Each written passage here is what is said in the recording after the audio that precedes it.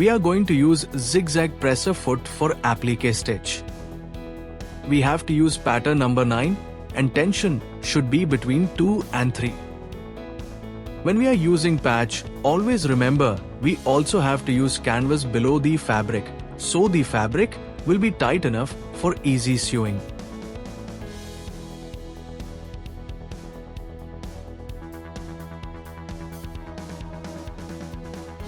Place the patch with fabric on the machine and make sure you adjust the patch properly so that right stitch should be on the fabric and left stitch should be on the patch.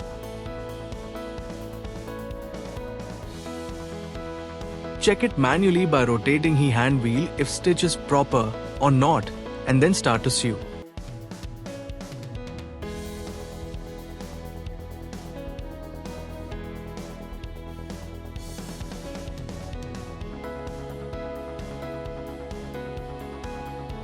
Sew slowly for precision, especially around curves and corners.